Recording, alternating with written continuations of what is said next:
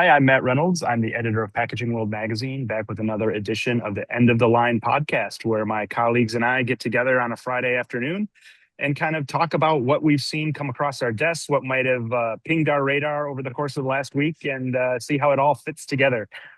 So I'm joined to the left of me, at least in my grid here, with Liz Cuneo. She's the editor of Healthcare Packaging magazine. And then right on down the line, we've got Derek Teal. He's the editor of Pro Food World.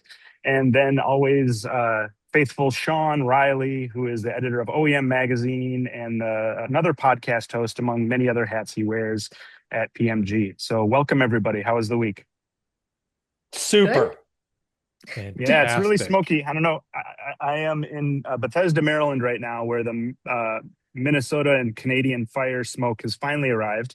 It smells like a delightful campfire here, but it's probably a lot better here than it was in Chicago a couple of days ago. So yeah, we're just fighting through it.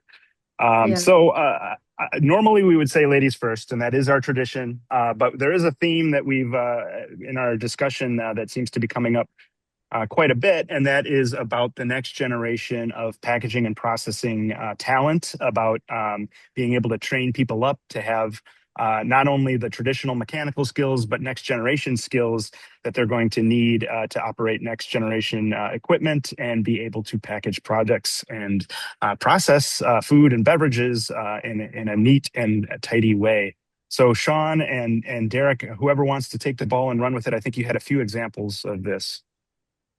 Yeah, go ahead, Sean. Yeah, sure. I'll lead off. I don't know if of course you remember my good friend, some might call my best friend Mike Rowe, that I talked to a few weeks back. I mentioned him on the End of the Line podcast, and he had made this connection um that he talks about a lot, that part of the manufacturing crisis goes hand in hand with kind of shop class being taken out of schools and a whole generation not being exposed to, trade type work, stuff like that in regular schools. You had to kind of go out and look for it.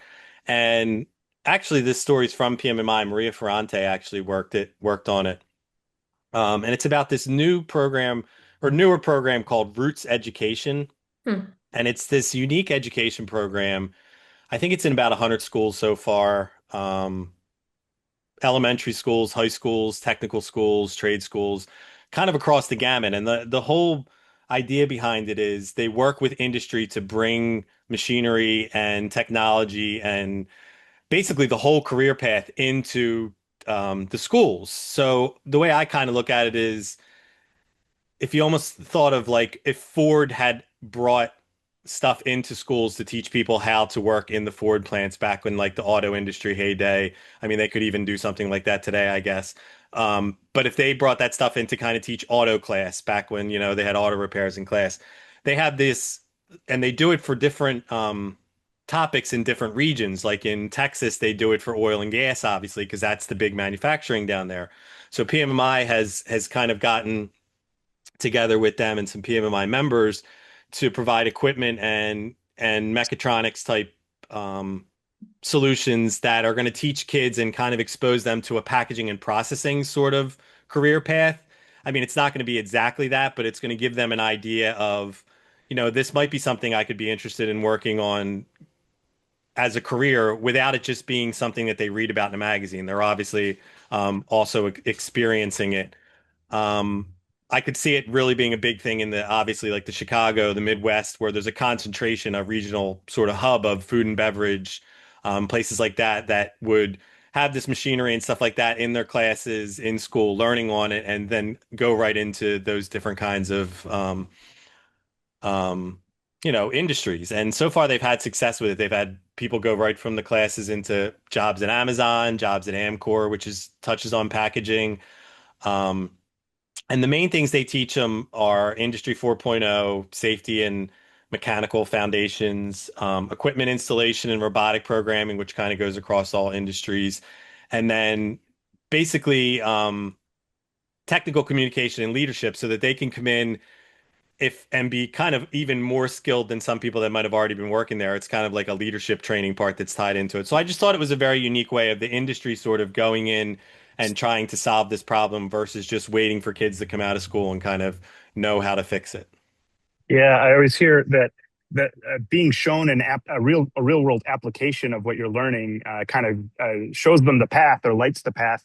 Yep. Just learning math or learning even mechatronics that could go any direction into aerospace, like you said, or oil and gas, Hmm. into automotive. There's all these routes they could take, but by demonstrating and actually putting them on packaging and processing machines, you're basically lighting up that pathway that they may not have seen before. So that's really interesting, and glad to hear that Yeah. PMI is leading the way there. Derek, you said you had something similar also in this vein with the workforce and continuing education and packaging and process. Yeah, not necessarily in the terms of education, but in terms of workforce. We were talking about humanoid robots. In fact, I'm constructing one right now. Oh, That's what I've nice. been doing the entire time here. And it's actually, this specific guy, when he gets completed, that is sort of the problem or the issue that's happening in Korea right now, in terms of the labor unions.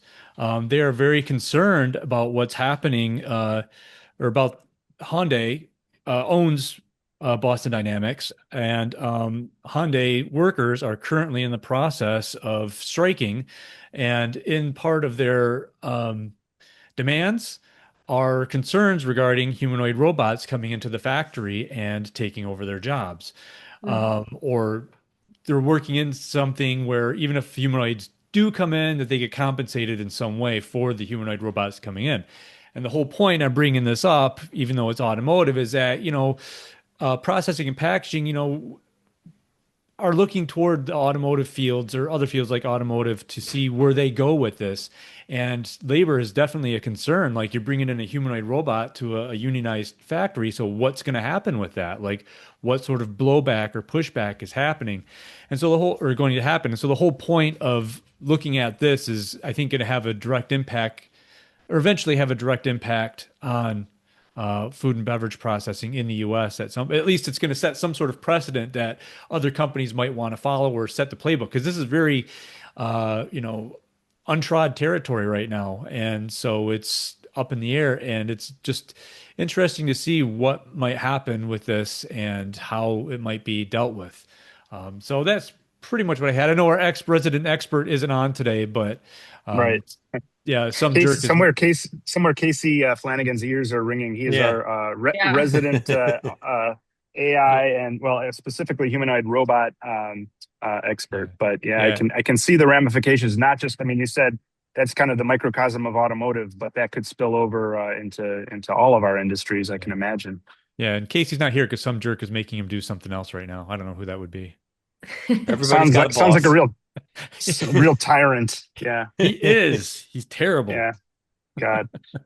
Good. Well, Good. now for something completely different because, Derek and Sean and I are always talking about packaging equipment and automation.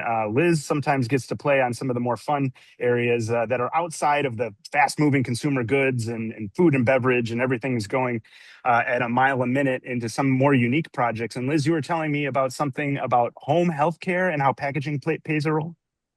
Yeah, and at home healthcare has kind of been booming for a while, right? We're kind of taking more ownership of what we do, and I think kind of some of it started with COVID, taking the tests at home, right? Now we're administering more drugs with injections and such, not to mention specific kinds, but you know where I'm getting at. So it's kind of interesting to see more kits getting sent to people's homes too. So there's an interesting one called Map My Mole. And it's pretty much exactly what you think it is. It's an image capture kit for users to take medical quality images of their moles at home. So the unique thing about the kit, of course, it comes with directions exactly how to use it, but it has this clinical dermoscope, which is a magnifying lens that attaches right on your smartphone. So you do need a smartphone. But the lens then can capture these medical quality images of the moles. And then that gets sent back. Or I'm sorry, the kit does not get sent back. The images get sent to a board dermatologist. Then you would get results, kind of their professional opinion on what's going on with these molds. So kind of an interesting product. You don't see a ton of that. And the interesting part is that lens had to be really well protected in shipping. But then also, as with any kit or anything at home, it really has to be intuitive, the packaging. It has to be very clear with the instructions. There's no healthcare professional in the room, said one person in an interview. So you can imagine that there's stress involved, right? You're kind of unsure of what to do. So it definitely has to have clear instructions, ease of use, and accessibility. So those were key considerations throughout the design process. So kind of a fun product. Interesting that, I don't know if it's fun, but it's different. It's unique that we don't see that kind of stuff all the time. So thought that was yeah, interesting to share today. I don't know if anyone has any experience with some of the at-home kits. It's funny, I got one sent to me and it was a blood test to check my gut health. And I did it and it actually hurt really bad. And I sent it back in and I lost my card that I would need to get my results. So I got an email that the results are in and I couldn't find the card that had the unique code and that was like the only way you could do it. So I don't know my gut health, but Oh no. I did it. I know. I'm like, where would I like tore up my house? I'm like, forget it. So Well, that sets up our podcast to be on a real cliffhanger for next week when Liz will report on her gut health. I have to, Here's you're putting hoping. all that pressure. I have to find that thing. Oh, but I Good. kind of appreciate that that was the only way to get in, like, so it Yeah, is it's like a pretty very secure. secure process. Yeah. And then that's another thing with a lot of these kits is like, that's like their really pride is that it's very secure. So I can't get my gut health by, making up a password or calling anyone. That was my shot. So if I find it, I will report back on my gut health. Sounds good. It strikes me that must be expensive or probably delicate equipment if you're adding it to a cell phone. Again, we're always in the world thinking about fast-moving consumer goods where packaging is sort of a race to the bottom. Use the least material and the lowest cost and the lightest weight material. This is something that's protecting potentially an expensive piece of equipment. So packaging has a really like kind of is doing double duty in that sense, and where you don't want to skimp on packaging. Is that right? Yeah, totally. Yeah, that lens is a unique thing to get packaged in these kits. A lot of the kits are just paper, and like the blood test one I took is just layers of paper or whatever, and that was up to me. Actually, it had a little needle guide, but it was very small. So yeah, a lot of it is in this case was protecting that lens. But as with all kits, it's really about making sure that the user understands how to use the product and use it accurately and be comfortable doing so. Good. Interesting. Well, I'm going to have to check that out, and maybe we'll all check on our gut health at some point on the podcast. Or we You can all should. map our molds together. Yeah, So mole That's mapping. weird, guys. That's just we'll weird. map. Yeah, that is weird. Okay, Good. good luck. Well, We need to anybody map. have anything else? Anybody have anything else? Or I've got one little kernel. Last week, I reported on the Oregon injunction for EPR.